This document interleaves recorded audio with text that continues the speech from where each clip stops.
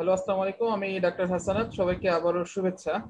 তো আমি আপনাদের সাথে ধারাবাহিকভাবে রেনাল সিস্টেমের বিভিন্ন কমপ্লেক্স যে টপিকগুলো ছিল আমি চেষ্টা করেছি সেগুলো কিছুটা সিম্পলিফাই করার জন্য।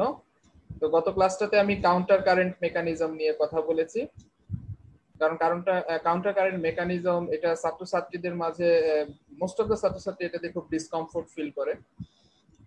তো আজকে এরকমই আরেকটা টপিক নিয়ে কথা বলবো, ছোট টপিক বাট ভিতরে অনেক কথা। সেটা হচ্ছে প্লাজমা ক্লিয়ারেন্স। প্লাজমা ক্লিয়ারেন্স নিয়েও প্রচুর এটা কিন্তু আমাকে অনেকেই আমাকে মেসেজেও রিকোয়েস্ট করেছে যে প্লাজমা ক্লিয়ারেন্স নিয়ে কথা বলার জন্য। সো আজকে আমি চেষ্টা করব প্লাজমা ক্লিয়ারেন্স সম্পর্কে একটা কনসেপ্ট যেন আপনাদের ডেভেলপ করে।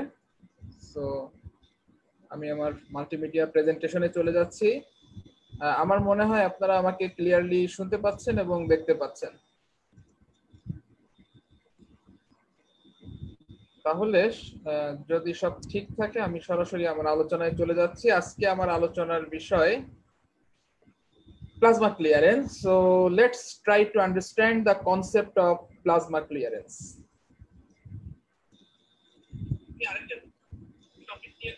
ওকে, আমার মনে হয় ক্লিয়ার আছে।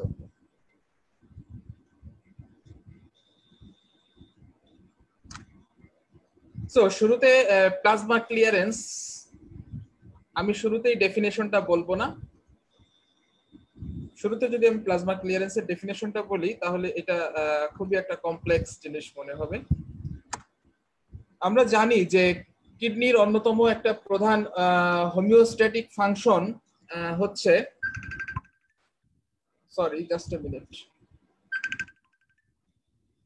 একটা গুরুত্বপূর্ণ হোমিওস্ট্যাটিক ফাংশন হচ্ছে এটা প্লাজমা থেকে যে মেটাবলিক ওয়েস্ট প্রোডাক্ট আছে বা কোনো এক্সেস সলিউট আছে সেটাকে কিন্তু প্লাজমা থেকে ক্লিয়ার করছে by excretion through the urine. এবং প্লাজমাটা ওই পার্টিকুলার সলিউট থেকে কি হচ্ছে, ফ্রি হয়ে যাচ্ছে। ওকে, সো এজন্য বলেছি we know that kidney is capable of clearing the substance from the plasma. এখন খেয়াল করেন যে when a substance is removed in the urine, a certain volume of plasma is cleared, or আপনি freed বলতে পারেন, of that substance, of that particular substance. ধরেন আমি বোঝানোর জন্য আমি বলি, ধরেন ইউরিয়া একটা metabolic waste product but solute, তাই না? এখানে বলা আছে urea clearance 70 ml per minute. So what does it mean? মানে হচ্ছে কিডনি এই যে সলিউট বা এই যে একটা ওয়েস্ট প্রোডাক্ট ইউরিয়াকে কি করতেছে, প্লাজমা থেকে ক্লিয়ার করতেছে by excreting through the urine, plasma থেকে সেপারেট করে ফেলতেছে। সো আমরা যদি বলি এটা হিসাব করি একটা সার্টেন টাইমে, একটা নির্দিষ্ট টাইমে, ধরেন 1 মিনিটে how much plasma will be cleared or get rid of or freed, যেটাই বলেন না কেন, from that particular solute urea. এখানে আমি এক্সাম্পল হিসেবে সেই সলিউটটার নাম বলেছি ইউরিয়া, যে 1 মিনিটে কতটুকু প্লাজমা ইউরিয়া থেকে ক্লিয়ার হচ্ছে বা ইউরিয়ার থেকে মুক্ত হচ্ছে। ধরেন ইউরিয়া একটা ভেজাল, আপনি প্লাজমাটাকে এই ভেজালটাকে সেপারেট করতেছেন বাই দ্য কিডনি।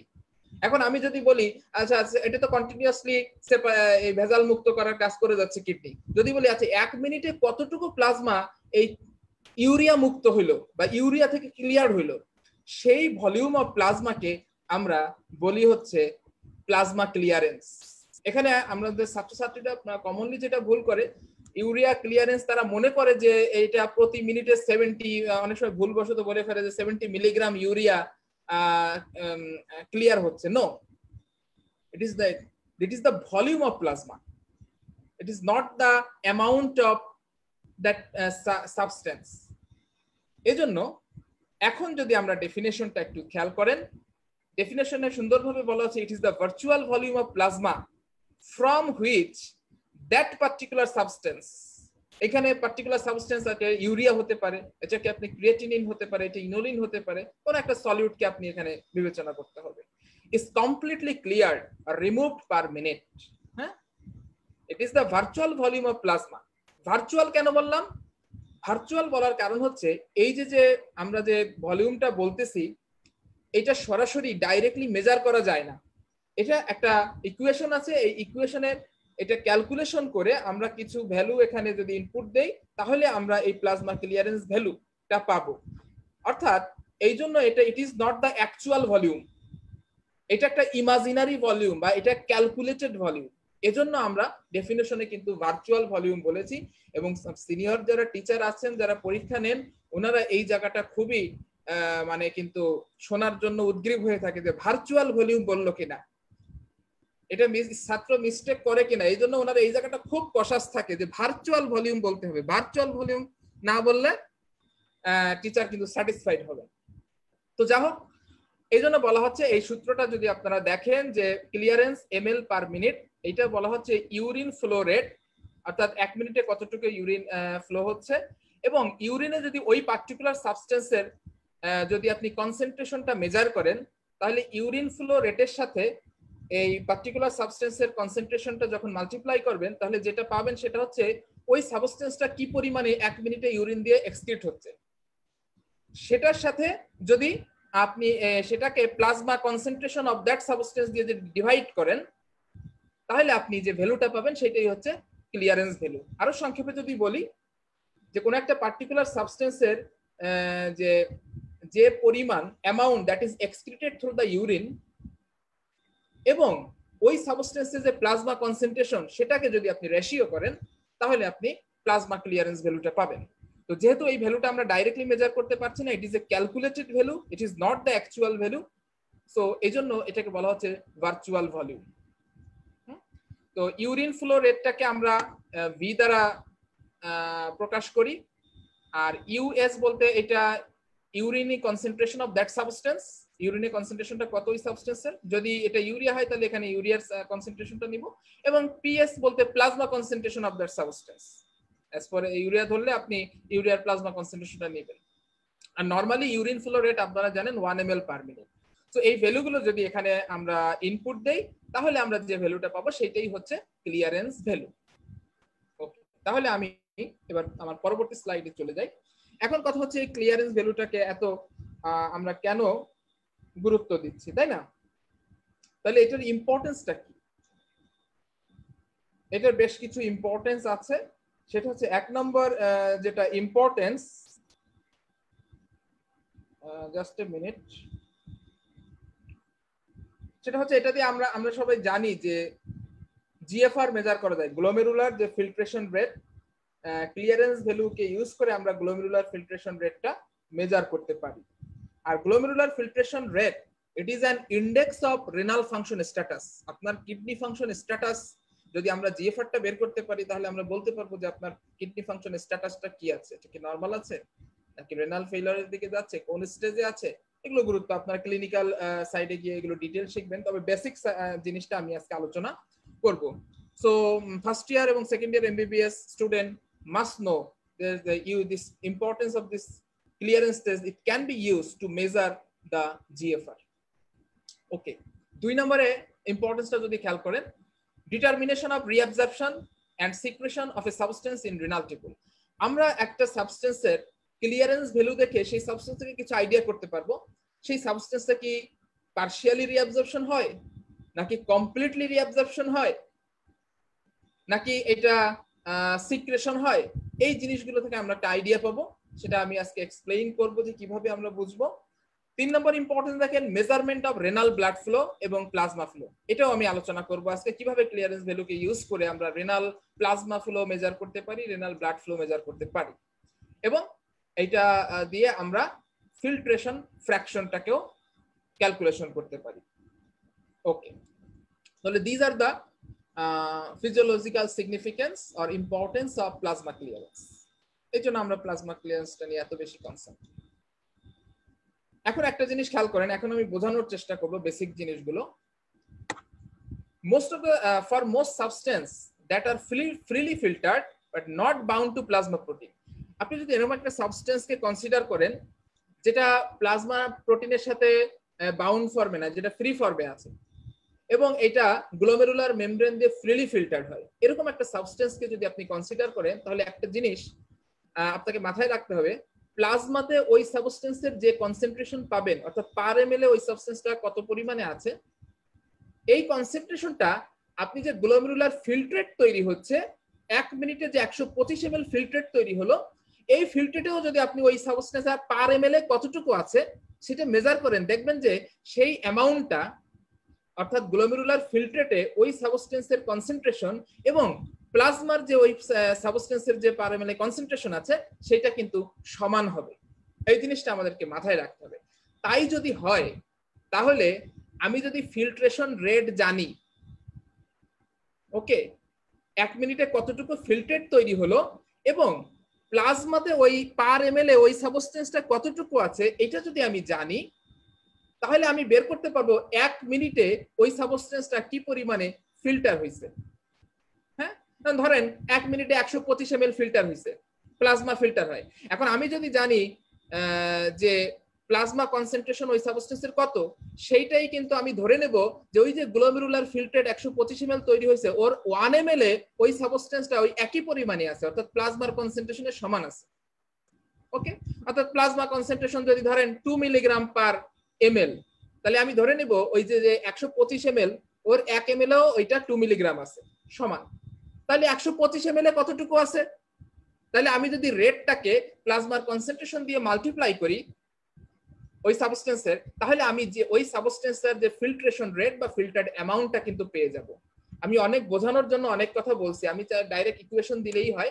আলটিমেটলি দেখেন ফাইনালি যে ইকুয়েশনটা দাঁড়ালো, যে কোনো সাবস্টেন্স যদি যারা এই ক্রাইটেরিয়া ফুলফিল করে, ফ্রিলি ফিল্টার্ড হতে হবে এবং প্লাজমা প্রোটিনের সাথে বাউন্ড থাকবে না, এইরকম সাবস্টেন্স, যেমন আপনি ধরেন সোডিয়াম, এটাকে কনসিডার করতে পারেন। হ্যাঁ, তাহলে filtration rate is equal GFR into plasma concentration of that substance. হ্যাঁ, এইটা যদি আপনি গুণ করেন তাহলে ফিল্ট্রেশন রেট বা 1 মিনিটে ফিল্টার ওই সাবস্টেন্স কতটুকু ফিল্টার হয়েছে সেটা পেয়ে যাবেন। আমার মনে হয় আমি চেষ্টা করেছি এই জায়গাটা ক্লিয়ার করার। এটাই কিন্তু আপনারা টিউবুলার লোড বলে, হ্যাঁ, বা ফিল্টার্ড লোড আমরা এইভাবে হিসাব করতে পারি। ওকে, আচ্ছা, সিমিলারলি আপনি যদি ওই সাবস্টেন্সের ইউরিনে কনসেন্ট্রেশনটা কত মেজার করতে পারেন এবং ইউরিন ফ্লো রেট 1 মিনিটে কতটুকু ইউরিন ফ্লো হচ্ছে বা কতটুকু ইউরিন ফরমেশন হচ্ছে, এটা যদি আমরা জানি, তাহলে ইউরিন ফ্লো রেটের সাথে ওই পার এমএল ইউরিনে ওই সাবস্টেন্স কতটুকু আছে সেই কনসেন্ট্রেশনটা যদি আমরা মাল্টিপ্লাই করি তাহলে আমরা এক্সক্রিশন রেটটা পেয়ে যাব। খেয়াল করেন ওই সাবস্টেন্সের এক্সক্রিশন বা এক্সক্রিটেড অ্যামাউন্টটা আমরা পেয়ে যাচ্ছি 1 মিনিটে কতটুকু এটা ইউরিনে এক্সক্রিট হলো। ওকে, তাহলে এইভাবে আমরা কিন্তু একটা সাবস্টেন্সের ফিল্ট্রেশন রেট এবং এক্সক্রিশন রেট দুইটাই কিন্তু ক্যালকুলেশন করতে পারি। তাই যদি পারি, এখন আমার এই ছবিটা একটু খেয়াল করেন এবং বোঝার চেষ্টা করেন। এখানে প্রথম যে ছবিটা আমি দেখিয়েছি সাবস্টেন্স এ, এখানে ছবিতে দেখানো হচ্ছে যে এখানে দেখেন কোন একটা ধরেন ফিল্টার হয়েছে, ফিল্টার হয়ে ওই সাবস্টেন্সটা কোনো রিঅ্যাবজর্পশনও হয় নাই, এমনকি এখানে টিউবুলের মধ্যে এক্সক্রিশনও হয় নাই। যে পরিমাণ ফিল্ট্রেশন হয়েছে সেইটাই ইউরিন দিয়ে এটা এক্সক্রিশন হবে। তাহলে আমি কি বলতে পারি যে এই সাবস্টেন্সের ক্ষেত্রে filtration rate is equal to excretion rate? কোন সাবস্টেন্সের ক্ষেত্রে? যারা ওয়ানলি ফ্রিলি ফিল্টার্ড হবে, রিঅ্যাবজর্পশনও হবে না, সিক্রেশনও হবে না। এই তিনটা বেসিক ক্রাইটেরিয়া মাথায় রাখতে হবে। এরকম যদি ক্রাইটেরিয়া কোনো সাবস্টেন্স ফুলফিল করে তাহলে আমরা বলতে পারবো যে filtration rate should be equal to excretion rate for that substance. এখন আপনি সাবস্টেন্স বি এর কথা ছবিটা একটু দেখেন। এখানে দেখেন ফিল্টার হয়েছে এবং দেখা যাচ্ছে এখান থেকে কিছু পরিমাণ রিঅ্যাবজর্পশন হয়েছে আর বাকিটা ইউরিন দিয়ে এক্সক্রিশন হয়ে গেছে। তার মানে এটা পার্শিয়ালি রিঅ্যাবজর্পশন হয়েছে। ওকে, তাহলে এখন এইটা সম্পর্কে যদি আমি কমেন্ট করতে বলি, এইখানে কি ফিল্ট্রেশন রেট আর এক্সক্রিশন রেট সমান হবে? দুইটা কি সমান হবে, নাকি ফিল্ট্রেশন রেট এক্সক্রিশন রেটের চেয়ে বেশি হবে, নাকি এক্সক্রিশন রেট ফিল্ট্রেশন রেটের চেয়ে বেশি হবে? খেয়াল করেন, যেহেতু ফিল্ট্রেশন হওয়ার পরে কিছু পরিমাণ আবার রিঅ্যাবজর্পশন হয়ে ব্লাডে ফিরে গেছে, তার মানে এক্সক্রিটেড অ্যামাউন্টটা কিন্তু একটু কমে যাবে, কারণ কিছু অংশ আবার ব্লাডে এটা ব্যাক করে চলে গেছে, রিটার্ন ব্যাক করে গেছে। তাহলে এই সাবস্টেন্সের ক্ষেত্রে আমরা বলতে পারি যে filtration rate is greater than excretion rate বা excreted amount is less than filtered amount। কোন সাবস্টেন্সের ক্ষেত্রে হবে এটা? যে সমস্ত সাবস্টেন্স পার্শিয়ালি রিঅ্যাবজর্বড হয়। ওকে, আচ্ছা এইবার সাবস্টেন্স সি এর ক্ষেত্রে খেয়াল করেন, এখানে একটা সাবস্টেন্স ফিল্টার হলো, দেখেন ফিল্টার হওয়ার পরে এটার 100% কমপ্লিটলি এটা রিঅ্যাবজর্পশন হয়ে ব্লাডে চলে গেছে, তাহলে এটা কি ইউরিন দিয়ে কোনো এক্সক্রিটেড হবে? তার মানে এখানে এক্সক্রিটেড অ্যামাউন্ট 0, কারণ তার মানে কোনো সাবস্টেন্সের যদি দেখেন এক্সক্রিটেড অ্যামাউন্ট 0, হ্যাঁ, তাহলে আমরা বলতে পারি সেই সাবস্টেন্সটা 100% রিঅ্যাবজর্পশন হয়েছে। আপনারা জানেন যে গ্লুকোজ ইউরিনে আসে না, বিকজ 100% রিঅ্যাবজর্পশন হয়, কমপ্লিট রিঅ্যাবজর্পশন হয়। ওকে, আচ্ছা এবার সাবস্টেন্স ডি এর ক্ষেত্রে যদি দেখেন, এটা ফিল্টার হয়েছে এবং ফিল্টার হওয়ার পরে এর সাথে আবার নতুন করে কিছু সিক্রেশনের মাধ্যমে এই ফিল্টারের সাথে যোগ হয়েছে, যোগ হয়ে টোটাল অ্যামাউন্টটা ইউরিনে এক্সক্রিট হয়েছে। তাহলে এখন আমাকে বলেন এই সাবস্টেন্স ডি এর ক্ষেত্রে ফিল্টার্ড অ্যামাউন্ট বেশি হবে নাকি এক্সক্রিটেড অ্যামাউন্ট বেশি হবে, নাকি সমান হবে? সমান তো হবেই না, এখানে ডেফিনেটলি যেহেতু এখানে সিক্রেশনের মাধ্যমে আরো কিছু যোগ হয়েছে, তার মানে এখানে এক্সক্রিশন রেটটা ফিল্ট্রেশন রেটের চেয়ে বেশি হবে। ওকে, তাহলে এই কথাগুলোই আমি এখানে দেখানোর চেষ্টা করেছি। অলরেডি বাই দিস টাইম আমি অলরেডি বলেছি আপনারা ফিল্ট্রেশন রেটটা কিভাবে হিসাব করবেন এবং এক্সক্রিশন রেটটা কিভাবে হিসাব করছেন, এই যে এখানে সূত্র দেওয়া আছে। আর নিচে কমেন্টগুলো, এ সাবস্টেন্সের ক্ষেত্রে ফিল্টার্ড অ্যামাউন্ট সমান সমান এক্সক্রিটেড অ্যামাউন্ট, কারণ তারা শুধু ফিল্টার হয়, রিঅ্যাবজর্পশন সিক্রেশন কিছুই হয় না। সাবস্টেন্স বি এর ক্ষেত্রে ফিল্ট্রেশন হচ্ছে প্লাস কিছু পার্শিয়াল রিঅ্যাবজর্পশন হয়েছে, এই ক্ষেত্রে ফিল্টার্ড অ্যামাউন্টটা বেশি হবে দেন এক্সক্রিটেড অ্যামাউন্ট। দেন সাবস্টেন্স সি এর ক্ষেত্রে দেখেন কমপ্লিট রিঅ্যাবজর্পশন হয়ে গেছে ফিল্টারের পরে, তার মানে এখানে এক্সক্রিশনটা 0।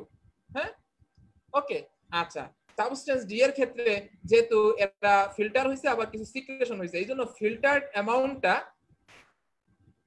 এক্সক্রিটেড অ্যামাউন্টের চেয়ে কম হবে বা এক্সক্রিশন রেটটা বেশি হবে। এগুলো হচ্ছে বেসিক ইনপুট, আমি আপনাদের মাথায় দিচ্ছি, এগুলো কাজ অ্যাপ্লিকেশন পরে লাগবে। এখন খেয়াল করেন, আমরা জানি যে কিডনি ফাংশন স্ট্যাটাসের ইম্পর্টেন্ট ইন্ডেক্স হচ্ছে তার জিএফআরটা কত আছে। হ্যাঁ, জিএফআরটা কি নরমাল আছে না কমে আছে, কমলে কতটা কম আছে, এটা দেখে আমরা কিডনি ফাংশন স্ট্যাটাস অ্যাসেস করতে পারি। স্টেজ 1, স্টেজ 2, স্টেজ 3, স্টেজ 4 এরকম ভেরিয়েশন আছে। সো এগুলো আপনারা অবশ্যই জানবেন ক্লিনিক্যাল সাইটে গেলে। তো আমি আজকে একটু চেষ্টা করি বেসিক জিনিসটা দেওয়া। দেখেন, এবং এই জিএফআরটা আমরা ক্লিয়ারেন্স টেস্টের মাধ্যমে জিএফআরটাকে মেজার করতে পারি। এখন যেটা আমি অলরেডি বললাম, আমরা যদি এমন একটা সাবস্টেন্সকে কনসিডার করি যেটা রেট অফ এক্সক্রিশনটা আমরা কি করলাম, দেখেন one could measure the rate of excretion of a substance that is neither reabsorbed nor secreted। একটু আগে যেটা দেখাইলাম, রিঅ্যাবজর্পশন হবে না, সিক্রেশনও হবে না, ওকে, কিন্তু শুধু ফিল্টার হবে। তাহলে এরকম একটা সাবস্টেন্সের আমি যদি এক্সক্রিশন রেটটা হিসাব করতে পারি, তাহলে আমি জানি এরকম সাবস্টেন্সের এক্সক্রিশন রেট ফিল্ট্রেশন রেটের সমান হবে। ধরেন ফিল্ট্রেশন রেট আমি জানি না, কিন্তু এক্সক্রিশন রেটটা যদি আমি ক্যালকুলেশন করি, ক্যালকুলেশন করে আমি তো জানি ইউরিনে ওই সাবস্টেন্সের কনসেন্ট্রেশনটা মেজার করব এবং পার মিনিটে ইউরিন ফ্লো রেটটা যদি আমি মাল্টিপ্লাই করি, তাহলে আমরা কি পাবো, এক্সক্রিশন রেটটা পাবো। ওকে, এখন এক্সক্রিশন এরকম একটা সাবস্টেন্সের ফিল্ট্রেশন রেট এবং এক্সক্রিশন রেটটা সমান হবে, এইজন্য বলা হচ্ছে the rate of its excretion would be precisely equal to the rate of filtration। কোন ক্ষেত্রে? ওই ক্ষেত্রে যারা অনলি ফিল্টার্ড হবে, রিঅ্যাবজর্পশন হবে না, সিক্রেশন হবে না, সেক্ষেত্রে। এখন আমরা দেখেন এরকম সাবস্টেন্সের ক্ষেত্রে ফিল্ট্রেশন রেট এক্সক্রিশন রেটের সমান হবে। তাহলে ফিল্ট্রেশন রেট হচ্ছে plasma concentration of that substance into এটাকে জিএফআর দিয়ে মাল্টিপ্লাই করলে আমরা পেয়ে যাচ্ছি, অলরেডি আমি দেখিয়েছি। এবং এক্সক্রিশন রেটটা urinary concentration of that substance এবং তার সাথে ইউরিন ফ্লো রেটটা করলে আমরা মাল্টিপ্লাই করলে এক্সক্রিশন রেট পাচ্ছি। তাহলে এখন সূত্র, যেহেতু আমরা এমন একটা সাবস্টেন্স এখানে কনসিডার করেছি যেটা শুধু ফিল্টার হবে, রিঅ্যাবজর্পশন হবে না, সিক্রেশন হবে না, তাহলে সূত্র থেকে যদি আমি একটু বসাই দেই যে ফিল্ট্রেশন রেট সমান এক্সক্রিশন রেট, এইখানে জিএফআর ধরেন আমাকে জিএফআর বের করতে হবে, তাহলে জিএফআর ইজ ইকুয়াল, যদি এখানে করি দেখেন U S into V divided by P S. তার মানে ইউএস কিন্তু urinary concentration of that substance, ভিটা ইউরিন ফ্লো রেট এবং divided by plasma concentration of that substance. এটা কিন্তু সেই এক্সক্রিটেড অ্যামাউন্ট এবং প্লাজমা কনসেন্ট্রেশনের যে রেশিওটা, যেটা আমরাকে বলেছিলাম ক্লিয়ারেন্স ভ্যালু। তাহলে এটা সমান সমান আমরা বলতে পারি না ক্লিয়ারেন্স ভ্যালু, ক্লিয়ারেন্সেরও তো এই সূত্রটা। তার মানে আমরা বলতে পারি একটা সাবস্টেন্সের জিএফআর ভ্যালু তার ক্লিয়ারেন্সের ভ্যালুর সমান হবে, বা একটা সাবস্টেন্সের ক্লিয়ারেন্স ভ্যালু তার জিএফআর ভ্যালুর সমান হবে, তখন যখন ওই সাবস্টেন্সটা freely filtered, not reabsorb, not secreted. এই তিনটা বেসিক, আরো কিছু ক্রাইটেরিয়া আছে আমি বলবো, এই তিনটা বেসিক জিনিস ক্রাইটেরিয়া যদি মেনে চলে, তাহলে আমরা সেই কোনো ওই সাবস্টেন্সের ক্লিয়ারেন্স ভ্যালু যেটা পাবো ওইটাকেই আমরা জিএফআর ভ্যালু বলবো। আমার কথাটা বোঝাতে পারলাম কিনা? ওকে, এখন জিএফআর মেজার করার জন্য আমরা যে ক্লিয়ারেন্স টেস্ট করি, কি কি সাবস্টেন্স আমরা ইউজ করি ক্লিয়ারেন্স টেস্ট করার জন্য? হ্যাঁ, এক নম্বরে সবচেয়ে আইডিয়াল সাবস্টেন্স হচ্ছে ইনুলিন। ইনুলিন ইউজ করা যায়, ক্রিয়েটিনিন ইউজ করা হয়, mannitol, EDTA, urea. This are the commonly use substance. তবে এই কয়টার মধ্যে সব আইডিয়াল যদি বলি কোনটা, সেইটা হচ্ছে ইনুলিন। এখন কথা হচ্ছে, কারণ inulin clearance is gold standard, gold standard মানে ideal, but not performed in the clinical practice and it is not convenient for the patient. কারণ হচ্ছে দেখেন, ইনুলিন ক্লিয়ারেন্স করতে হলে, ইনুলিন তো আমাদের বডির এন্ডোজেনাস কোনো সাবস্টেন্স না, এটা বাইরে থেকে আপনাকে রোগীকে ইনফিউশন দিয়ে এই ইনুলিনটা আপনার বডিতে ইন্ট্রোডিউস করতে হবে। সো এইখানে ইট is not a very convenient for the patient, এজন্য কিন্তু ক্লিনিক্যাল প্র্যাকটিসে ইনুলিন ক্লিয়ারেন্স করা হয় না। হ্যাঁ, অনেক সময় সারা জিজ্ঞেস করতে পারে ইনুলিন আইডিয়াল, তবে ব্যবহার ইউজ করা হয় ক্লিনিক্যালি? নো, ক্লিনিক্যালি ইউজ করা হয় ক্রিয়েটিনিন ক্লিয়ারেন্স। কারণ ক্রিয়েটিনিন হচ্ছে আমাদের বডিতে এন্ডোজেনাসলি একটা সিনথেসাইজ সাবস্টেন্স, যেটা আপনাকে বাইরে থেকে এক্সোজেনাস কোনো এটাকে ইনফিউজ করতে হবে না, আপনার বডিতে একটা ফিক্সড রেটে তৈরি হচ্ছে এবং একটা ফিক্সড রেটে এটা ইউরিন দিয়ে এলিমিনেট হচ্ছে, মোটামুটি কমপ্লিটলি এলিমিনেট হচ্ছে। ওকে, এজন্য ক্লিনিক্যাল প্র্যাকটিসে ক্রিয়েটিনিন ক্লিয়ারেন্সটা ওয়াইডলি ইউজড। ওকে ওকে, আচ্ছা, নেক্সট স্লাইডে আমরা চলে যাই। আর urea clearance, urea it is not a accurate measure of GFR, কারণ আপনারা জানেন যে ইউরিয়া কিন্তু রিঅ্যাবজর্পশন হয়। হ্যাঁ, এটা বডির হাইড্রেশন স্ট্যাটাসের সাথে এটা ভ্যারি করতে পারে। এছাড়া কিছু ক্রিয়েটিনিনের এটা নট কনস্ট্যান্ট রেটে ক্রিয়েটিনিন এক্সক্রিশন হয় না, এটা অ্যাকর্ডিং টু ডিফারেন্ট সিচুয়েশনে ক্রিয়েটিন এই ইউরিয়ার কথা বলছি, ইউরিয়া ক্লিয়ারেন্সে ভ্যারি করতে পারে। So it is not an accurate measure of GFR. এখন কথা হচ্ছে, হোয়াই ইজ ইনুলিন আইডিয়াল? কেন আমরা ইনুলিনকে আইডিয়াল কনসিডার করলাম? কারণ হচ্ছে আমরা জানি যে inulin is suitable for measuring GFR for the following reasons. এই সমস্ত কারণে ইনুলিনটা সুইটেবল বা আইডিয়াল বলা হচ্ছে। এক নম্বর হচ্ছে ফ্রিলি ফিল্টার্ড, দুই number neither reabsorb nor secreted by the tubule, not metabolize, not stored in the kidney, biologically inert and non toxic, no effects on filtration rate and excretion rate. অর্থাৎ inulin দিলে আপনার filtration rate বা excretion রেটকে সে কোনো alter করবে না। ওকে, এই সমস্ত কারণে আমরা ক্লিয়ারেন্স টেস্টের জন্য ইনুলিন ক্লিয়ারেন্স করি, এবং ইনুলিন ক্লিয়ারেন্স করে যেটা পাবেন সেইটাই জিএফআর ইন্ডিকেট করবে, যেটা অলরেডি আমি এর আগে বোঝানোর চেষ্টা করছি। এখন ইনুলিন ক্লিয়ারেন্সটা দেখেন, এখানে খেয়াল করেন, এখানে যদি ইনুলিন আমরা যদি ধরি, আমরা একটা সার্টিন অ্যামাউন্টে এমন ভাবে ইনুলিন ইনফিউশন দিলাম যেন প্লাজমা কনসেন্ট্রেশনটা ইনুলিনের 1 মিলিগ্রাম পার এমএল থাকে। এখন ইনুলিনটা এখান থেকে ফিল্টার হবে, কিন্তু কোনো আমরা অলরেডি বলেছি এটা রিঅ্যাবজর্পশন হবে না, সিক্রেশন হবে না, অর্থাৎ যা ফিল্টার হবে 1 মিনিটে সেই সেম পরিমাণ এক্সক্রিশন হবে। তাহলে আমরা বলতে পারি যে ফিল্টার্ড অ্যামাউন্ট সমান সমান এক্সক্রিটেড অ্যামাউন্ট। তাহলে ফিল্টার্ড অ্যামাউন্ট বের করার সূত্র তো আমরা জানি, এই প্লাজমা কনসেন্ট্রেশনের সাথে জিএফআর রেটটা মাল্টিপ্লাই করব। আর এক্সক্রিশন রেটটা দেখেন, ইউরিনে ইনুলিনের কনসেন্ট্রেশন আর ইউরিন ফ্লো রেট, এই দুইটা করলে আমরা এক্সক্রিশন রেট পেয়ে যাব। তাহলে এখান থেকে দেখেন আমরা আমাদের বের করতে হবে জিএফআর ভ্যালুটা।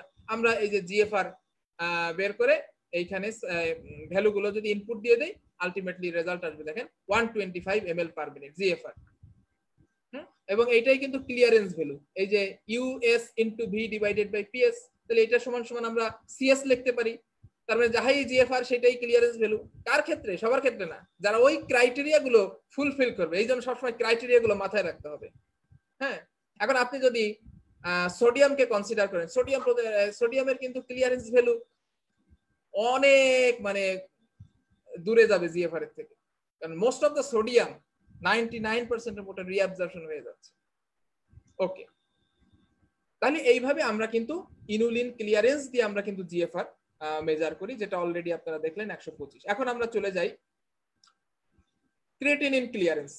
পরীক্ষাতে কিন্তু একটা প্রশ্ন আসে, আপনারা আমার এখান থেকে নোট নিতে পারেন যে how GFR can be measured using a clearance test, বা how will you measure the GFR, simply এভাবে থাকতে পারে, অথবা ক্রিয়েটিনিন ক্লিয়ারেন্স ব্যবহার করে কিভাবে জিএফআর মেজার করা হবে, ইনুলিন ক্লিয়ারেন্স ইউজ করে কিভাবে জিএফআর মেজার করা, বিভিন্ন অ্যাঙ্গেলে কোশ্চেনটা থাকতে পারে, আপনারা এখান থেকে প্রয়োজনীয়ভাবে নোট নিতে পারেন।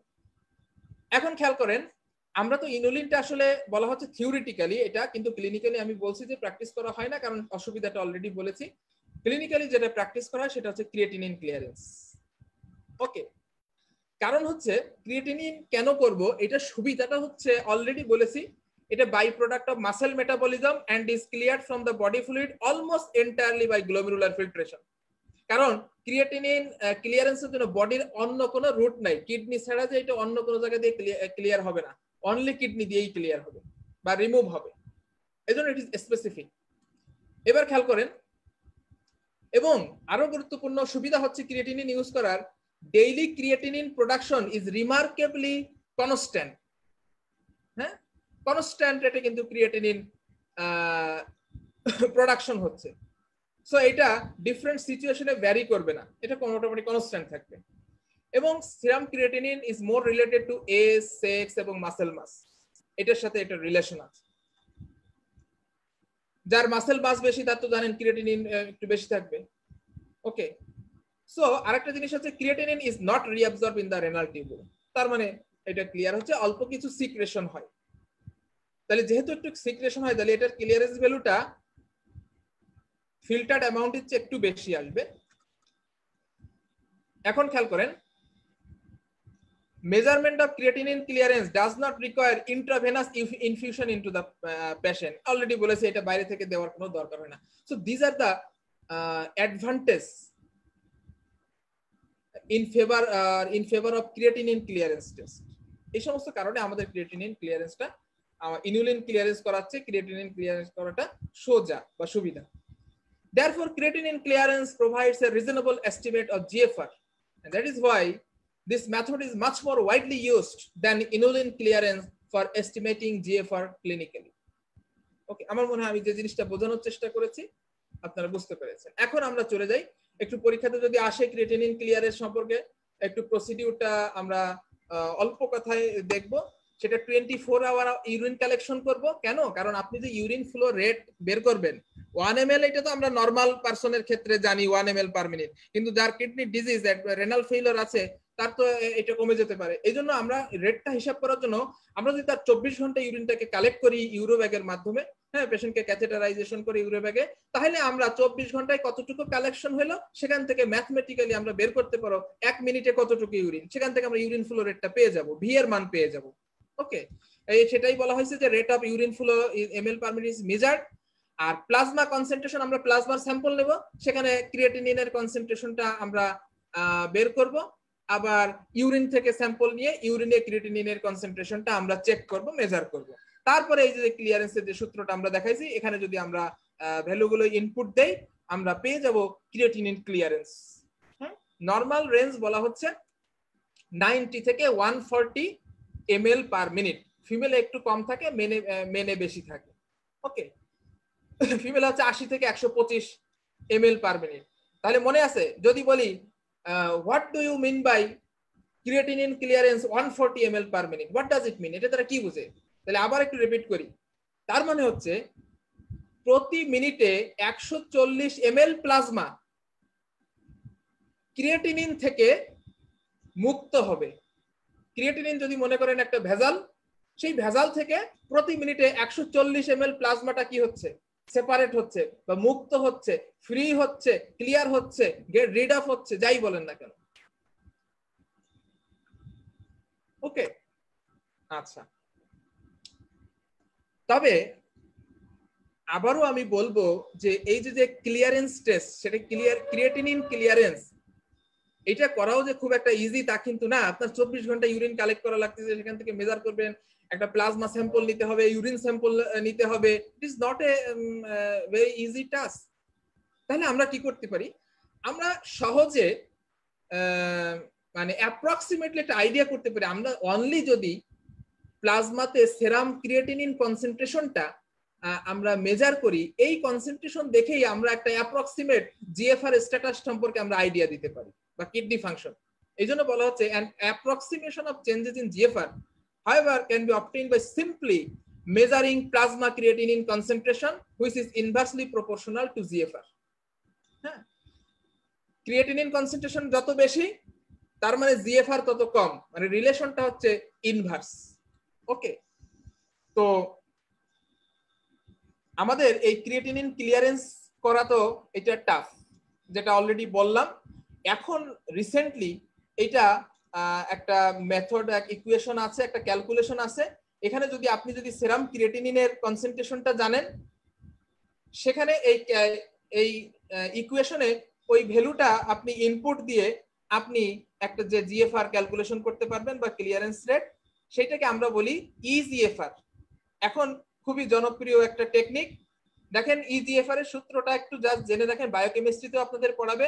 140 minus age into weight in kg, এটা কেজিতে ওয়েটটা মেজার করতে হবে, আর divided by 72 into serum creatinine concentration milligram per decilitre. আপনি যদি এই ইকুয়েশনটা ইউজ করেন তাহলে এখানে সেরাম ক্রিয়েটিনিনটা আপনাকে মিলিগ্রাম পার ডেসিলিটারে বসাইতে হবে। আচ্ছা, আর যদি এইটা যদি কোনো ফিমেল হয় তার সাথে 0.85 দিয়ে গুণ করতে হবে। গুণ করলে আপনি যে ভ্যালুটা পাবেন সেটি হচ্ছে ক্রিয়েটিনিন ক্লিয়ারেন্স, বা আমরা বলতে পারি এটাকে ইজিএফআর। এবং এইটা দেখে আপনি তার রেনাল ফাংশন স্ট্যাটাসটা কি অবস্থানে আছে সেটা অ্যাসেস করতে পারবেন। আচ্ছা, এরপরেও আমি একটা rough estimation only creatinine concentration দেখে, it is not accurate, just একটা আইডিয়া করার জন্য আমি একটু ধারণা দিচ্ছি আপনাদেরকে। সেটা হচ্ছে সেরাম ক্রিয়েটিনিন কনসেন্ট্রেশন যদি দেখেন 1.5 milligram per decilitre, normal concentration অবশ্যই জানতে হবে, আমরা বলতে পারি 0.5 থেকে 1.2 মিলিগ্রাম পার ডেসিলিটার, এই পর্যন্ত আমরা নর্মালি অ্যালাউ করি। তো যদি দেখেন creatinine concentration 1.5 milligram per decilitre, এর মানে আপনাকে বুঝতে হবে, অ্যাপ্রক্সিমেটলি একটা আইডিয়া করতে পারেন, আপনার কিডনির 25% ফাংশন লস্ট, অর্থাৎ 75% জিএফআর ইনট্যাক্ট আছে আর 25% ফেইল। দেখেন 1.5 এ যখন ক্রিয়েটিনিন কনসেন্ট্রেট ডাবল হয়ে গেল 2, তার মানে বুঝতে হবে আপনার জিএফআর 50% কমে গেছে, অর্ধেক হয়ে গেছে, অর্ধেক। যখন ক্রিয়েটিনিন কনসেন্ট্রেশন 3.5 মিলিগ্রাম, আপনাকে বুঝতে হবে 75% ফাংশন জিএফআর কমে গেছে, লস্ট হয়ে গেছে, অনলি 25% ইনট্যাক্ট আছে। এই স্টেজে এসে আপনার ক্লিনিক্যাল ফিচার ডেভেলপ করবে। এর আগে পর্যন্ত খুব একটা বুঝতে পারবেন না। আসলে জিএফআর যখনই 60% এর নিচে চলে যায় তখনই কিন্তু ক্লিনিক্যাল ফিচারগুলি ডেভেলপ করে। এভাবে 5 মিলিগ্রাম যখন আসবে তখন বুঝতে হবে যে 90% লস্ট, অনলি 10% নেমে আসছে, ইনট্যাক্ট আছে। আর 6 থেকে 8 যখন যাবে তখন বুঝতে 95% শেষ, 5%। এটা জাস্ট পরীক্ষার জন্য আপনার ইম্পর্টেন্ট না, এটা জাস্ট কথা যেহেতু বলতেছি রেনাল ফাংশন নিয়ে, এটা এই জন্য একটু আপনাদের সাথে শেয়ার করলাম যে রাফলি যেন একটা আইডিয়া আমরা করতে পারি। তো যাই হোক, আমি যে এতক্ষণ আলোচনার যে সারমর্ম, আপনারা কিছু এই ক্লিয়ারেন্স টেস্ট থেকে কিছু জেনারেলাইজড আইডিয়া করতে পারেন। যেমন if the clearance rate of the substance equals that of the inulin, কোন সাবস্টেন্সের ক্লিয়ারেন্স রেট যখন ইনুলিন ক্লিয়ারেন্স রেটের সমান হবে তখন আপনাকে বুঝতে হবে সেই সাবস্টেন্সটা only filtered, not reabsorbed, not secreted. হ্যাঁ, যদি আপনার ক্লিয়ারেন্স টেস্টের জিজ্ঞেস করে ইন্টারপ্রিটেশন, তাহলে এটা বলতে হবে। যদি clearance rate of a substance is less than the inulin clearance কত 125, সেটার সে যদি কম হয় তাহলে আপনাকে বুঝতে হবে that substance must have been এটা রিঅ্যাবজর্ব, হয়তো পার্শিয়ালি রিঅ্যাবজর্ব হয়েছে। আবার কোন একটা সাবস্টেন্সের ক্লিয়ারেন্স রেট যদি ইনুলিন ক্লিয়ারেন্সের চেয়ে বেশি হয় তাহলে বুঝতে হবে সেই সাবস্টেন্সটা ফিল্টার হয়েছে প্লাস সিক্রেশন হয়েছে, এই জন্য 125 এর চেয়ে বেশি। So this are the interpretation. আবার যদি বলি কোন একটা সাবস্টেন্সের ক্লিয়ারেন্স ভ্যালু যদি 0 থাকে তাহলে আমরা কি বুঝবো, তাহলে বুঝতে হবে 100% রিঅ্যাবজর্পশন হয়েছে, ওই যে ছবিটা দেখাইছিলাম। যেমন গ্লুকোজের ক্লিয়ারেন্স ভ্যালু 0, অ্যামাইনো অ্যাসিডের ক্লিয়ারেন্স ভ্যালু 0। অনেক সময় পরীক্ষার হলে স্যাররা হঠাৎ করে একটা আপনার বোকা বানানোর চেষ্টা করে যে এই বলো তো গ্লুকোজের ক্লিয়ারেন্স ভ্যালু কত। হ্যাঁ, তো যখন আপনাদের এটা জানা থাকলে আশা করি সমস্যা হবে না। এখন প্লাজমা ক্লিয়ারেন্সের আমি জিএফআর এ কিভাবে প্লাজমা ক্লিয়ারেন্স এর ভূমিকাটা বা প্লাজমা ক্লিয়ারেন্স ইউজ করে কিভাবে আমরা জিএফআর ইউজ করি এবং তার ইন্টারপ্রিটেশনটা বললাম। এখন আসেন রেনাল প্লাজমা ফ্লো মেজারমেন্টটা আমরা কিভাবে করি। এখন আমি চলে যাচ্ছি, জাস্ট এ মিনিট।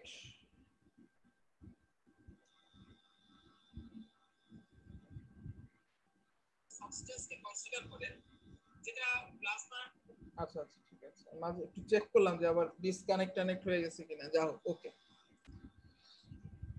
আমরা সবাই জানি renal plasma flow 650 ml per minute. হ্যাঁ, তো ক্লিয়ারেন্স টেস্টের ইম্পর্টেন্সে আমি 2 নম্বর ইম্পর্টেন্সে বলেছিলাম এটা দিয়ে জিএফআর যেমন আমরা মেজার করতে পারছি, ঠিক তেমনি এটাকে ইউজ করে রেনাল প্লাজমা ফ্লোটাকেও মেজার করা যায়। So renal plasma flow is estimated by measuring the clearance of the organic anion para amino hippuric acid. এই সাবস্টেন্সটা একটা অর্গানিক অ্যানায়ন, এটাকে ইউজ করে এটার ক্লিয়ারেন্স ভ্যালু বের করে আমরা রেনাল প্লাজমা ফ্লো মেজার করি। এটাকে ইন্টারভিনাসলি ইনফিউজ করা হয়। Then the equation for calculating the true value of the renal plasma flow. একটা জিনিস খেয়াল করেন, আপনারা কার্ডিয়াক আউটপুটের মেজারমেন্ট পড়েছেন, মনে আছে কিনা জানি না। কার্ডিয়াক আউটপুটের মনে আছে যে ফিক্স লটা, যে total consumption divided by arteriovenous concentration difference of that substance. ওইখানে সেই সাবস্টেন্সটা অক্সিজেনকে ইউজ করছিলেন। এবার খেয়াল করেন, আমরা কিডনি থেকেও এইখানে আমি যদি রেনাল প্লাজমা ফ্লো মেজার করতে চাই, তাহলে এখানে সাবস্টেন্সটা হিসেবে আমরা ইউজ করতেছি প্যারা অ্যামাইনো হিপ্পুরিক অ্যাসিড। এবং প্যারা অ্যামাইনো হিপ্পুরিক অ্যাসিড আমি আমার হিসাবের সুবিধার জন্য বলি 100% কি হচ্ছে, ক্লিয়ার হচ্ছে। তাহলে প্যারা অ্যামাইনো হিপ্পুরিক অ্যাসিড ধরেন এক পার্ট দিয়ে কিডনিতে ব্লাডটা আসলো, যাওয়ার পথে প্যারা অ্যামাইনো হিপ্পুরিক অ্যাসিডটা ফিল্টার হয়ে এক্সক্রিট হয়ে গেল। তাহলে যদি চিন্তা করেন যে 100%, এটা যদি এক্সট্রাকশন রেশিওটা 100%, এক্সট্রাকশন রেশিও যে এখন হুট করে বললাম, আমি কিন্তু একদিন এক্সট্রাকশন রেশিও নিয়ে প্রিভিয়াস একটা লেকচারে আলোচনা করছিলাম, এক্সট্রাকশন রেশিও কিভাবে বের করতে হয়। যদি 100%ই, আমি আবার একটু রিপিট করছি, ধরেন আর্টারিয়াল সাইডে কনসেন্ট্রেশন আছে 20 মিলিগ্রাম পার ডেসিলিটার, ওকে। আর এখান থেকে যখন সে ভেনাস সাইডে চলে গেল, বাই দিস টাইম দেখো 5 ml কি হইলো, ওইকে টিস্যুতে ওইটাকে অ্যাবজর্ব করলো বা কনজিউম করলো। তাহলে ভেনাস সাইডে যাওয়ার পরে ওইটার কনসেন্ট্রেশন হলো 15। তাহলে এক্সট্রাকশন রেশিও হিসাব করব 20 - 15 ডিভাইডেড বাই 20, যে রেশিও আসবে এটা 100 দিয়ে গুণ করলে আমরা এক্সট্রাকশন রেশিওটা পেয়ে যাব। তাহলে এখানে খেয়াল করেন, যদি কোনোটার এক্সট্রাকশন রেশিও 100% হয়, তাহলে সেটার ভ্যালু হবে 1। তার মানে ভেনাস সাইডে গিয়ে এটা 0 হবে কনসেন্ট্রেশন। এই পাশে যদি আমি ধরি 20 মিলিগ্রাম আর্টারিয়াল সাইডে, এটা যদি 100% ওইখান দিয়ে ক্লিয়ার হয় বা এক্সক্রিটেড হয়, তাহলে ভেনাস সাইডে এর কনসেন্ট্রেশন 0 হয়ে যাবে না। মানে 100%ই কি হয়েছে, কনজিউম হয়েছে বা অ্যাবজর্ব হয়েছে বা এক্সট্রাকশন হয়েছে, ওকে। তাহলে এখন আমরা প্যারা অ্যামাইনো হিপ্পুরিক অ্যাসিডটা এই জন্যই ইউজ করছি, এটার মোটামুটি এক্সট্রাকশনটা 100%। তাহলে আমরা বলতে পারি যে total amount of substance excreted in the urine, ওই যে ফিক্স ল অনুসারে টোটাল কনজাম্পশন না বলে এখানে আমরা বলবো amount of that substance excreted in the urine. ইউরিনে কতটুকু এক্সক্রিশন হচ্ছে আমরা যদি সেটা মেজার করি, সেটা তো আমরা মেজার করতে পারবো বাই দিস টাইম আমরা জানি। আমরা যদি ইউরিন ফ্লো রেটটা জানি এবং ইউরিনে ওই সাবস্টেন্সের কনসেন্ট্রেশনটা গুণ করলেই আমরা এক্সক্রিটেড অ্যামাউন্ট পেয়ে যাব। আর divided by arteriovenous concentration difference, অর্থাৎ আর্টারিয়াল সাইডে প্যারা অ্যামাইনো হিপ্পুরিক অ্যাসিডের কনসেন্ট্রেশন মাইনাস ভেনাস সাইডে কনসেন্ট্রেশন। এখন আমি একটা জিনিস বলি, যেহেতু আমি ধরে নিছি এইটার এক্সট্রাকশন রেশিও 100%, মানে আপনাকে চিন্তা করতে হবে 1, তার মানে এটা ভেনাস সাইডের এটা কনসেন্ট্রেশনটা 0, তার মানে সবই এক্সট্রাক্ট হয়ে গেছে। 100% এক্সট্রাক্ট হওয়া মানে কি, এটা তো ভেনাস সাইডে গেলে আর ওইখানে কিছুই নাই, পুরোটাই কনজিউম হয়ে গেছে। তাহলে যেহেতু এটার ভ্যালুটা 0 হচ্ছে, তাহলে আমরা ভেনাস কনসেন্ট্রেশনটাকে নেগলেক্ট করতে পারি, এখানে অমিট করতে পারি। যদি অমিট করি তাহলে কি থাকে, উপরে amount of substance excreted in the urine divided by arterial concentration of that substance. কেন আমরা ভেনাস কনসেন্ট্রেশন অমিট করলাম? ওই কারণে, যেহেতু এক্সট্রাকশন রেশিওটা 100% আমি ধরে নিয়েছি। তাহলে এই যে সূত্র আরপিএফ ইজ ইকুয়াল, উপরে এক্সক্রিটেড অ্যামাউন্ট মানে কি, urinary concentration into urine flow rate divided by arteriovenous concentration difference. এখন এই ভিএক্স অর্থাৎ ভেনাস কনসেন্ট্রেশনটাকে আমি 0 ধরছি। যদি 0 ধরি তাহলে এইটা ভিএক্সটা তাহলে বাদ চলে গেল, তাহলে কি থাকে দেখেন, U X into V divided by A X. A X মানে হচ্ছে concentration of that substance in arterial blood অর্থাৎ প্লাজমা কনসেন্ট্রেশন, উপরে urine concentration into urine flow rate. তাহলে কি থাকে, তাহলে এইটাই কিন্তু ক্লিয়ারেন্স, মনে আছে প্লাজমা ক্লিয়ারেন্স, তাহলে এটা হচ্ছে ক্লিয়ারেন্স ভ্যালু। ওকে, তাহলে আমরা এখান থেকে প্রমাণ করলাম যে প্যারা অ্যামাইনো হিপ্পুরিক অ্যাসিড, এইটা যেহেতু এক্সট্রাকশন রেশিওটা 100%, এইটার ক্লিয়ারেন্স ভ্যালুটা রেনাল প্লাজমা ফ্লোর সমান হবে। ওকে, এটার ক্লিয়ারেন্স ভ্যালু হচ্ছে 585 ml, তাহলে রেনাল প্লাজমা ফ্লো কত, 585 ml পার মিনিট। ওকে, আচ্ছা এখন কথা হচ্ছে আমি আমার হিসাবের সুবিধার জন্য প্যারা অ্যামাইনো হিপ্পুরিক অ্যাসিডের এক্সট্রাকশন রেশিওটা 100% ধরেছি বা 1 ধরেছি, কিন্তু বাস্তবে প্র্যাকটিক্যালি হচ্ছে এই এক্সট্রাকশন রেশিওটা 100% না, এখানে বলা হচ্ছে 90%। তার মানে ভেনাস সাইডে 10% থেকে যাচ্ছে। যদি আমরা কিন্তু হিসাব করার সময় আমি 10%টাকে অমিট করছিলাম, এই জন্য এই যদি আপনি অ্যাকচুয়াল রেনাল প্লাজমা ফ্লো বের করতে চান তাহলে এই প্রথমে আপনি 100% ধরে যে ক্লিয়ারেন্স ভ্যালুটা পেলেন প্যারা অ্যামাইনো হিপ্পুরিক অ্যাসিড, তাকে এই এক্সট্রাকশন রেশিওটা দিয়ে ভাগ করবেন 0.9। এক্সট্রাকশন রেশিও বের করার সূত্র আবার বলি, আর্টারিয়াল কনসেন্ট্রেশন আমি এখানে কত বলছি, ধরেন আর্টারিয়াল কনসেন্ট্রেশন আছে 100, আর যদি 90% এক্সট্রাকশন হয় তাহলে ভেনাস সাইডে থাকতেছে 10। ওকে, বোঝা গেল কিনা? তাহলে arterial concentration 100 minus 10 divided by arterial concentration মানে ডিভাইডেড বাই আবার 100, এখান থেকে আপনি পেয়ে গেলেন এক্সট্রাকশন রেশিও 0.9। তাহলে 585 কে যদি 0.9 দিয়ে আপনারা ডিভাইড করেন, এই আলটিমেটলি 650 ml পার মিনিট। এইটা হচ্ছে অ্যাকচুয়াল রেনাল প্লাজমা ফ্লো। ওকে, আর আগেরটা যেটা পাইছিলাম এটা ওইটাকে বলা হচ্ছে ইফেক্টিভ রেনাল প্লাজমা ফ্লো। ওকে, আচ্ছা এরপর একটু পড়াশোনা করেন, চিন্তা আমার কথাগুলো একটু আবার ভালো করে যদি শোনেন তাহলে জিনিসটা ক্লিয়ার হয়ে যাবে। এক্সট্রাকশন রেশিও সম্পর্কে যদি আইডিয়া থাকে, আমি যেহেতু আগে একদিন বলেছি আজকে আর ওইটা ডিটেইলে যাইনি। এখন আপনি যদি আর রেনাল প্লাজমা ফ্লোটা পেয়ে যান তাহলে আর রেনাল ব্লাড ফ্লোটাও ক্যালকুলেশন করা এখানে সূত্র আছে। আরবিএফ ক্যালকুলেশন করার সূত্র আছে RPF divided by 1 minus haematocrit. And RPF আপনি অলরেডি বের করেছেন 650, 1 হেমাটোক্রিটটা যদি আপনি ধরেন 45% যদি হয় তাহলে পয়েন্ট করলে এখানে দশমিক আনলে 0.45 হবে, ক্যালকুলেশন করলে আপনার 1182 ml এখানে আসবে। তারপরে আমরা তো জানি রেনাল ব্লাড ফ্লো এরকম, তাই না, 1200 ml per minute around that. আচ্ছা এখন তাহলে আমাদের প্লাজমা ক্লিয়ারেন্স সম্পর্কে আমি মোটামুটি আইডিয়া দেওয়ার চেষ্টা করেছি, এবং প্লাজমা ক্লিয়ারেন্সের মেইন যে দুইটা ইউজ, জিএফআর মেজার করা, রেনাল প্লাজমা ফ্লো কিভাবে এটা দিয়ে আমরা মেজার করি সেটা দেখাইলাম। তো একটা জিনিস মনে রাখতে হবে, রেনাল প্লাজমা ফ্লো মেজার করার জন্য কোনটা ইউজ করব আমরা, প্যারা অ্যামাইনো হিপ্পুরিক অ্যাসিড। কেন প্যারা অ্যামাইনো হিপ্পুরিক অ্যাসিড ইউজ করি, উত্তরটা হচ্ছে এটার এক্সট্রাকশন রেশিওটা 100%, এই জন্য এটা দিয়ে হিসাব করাটা আমার সুবিধা।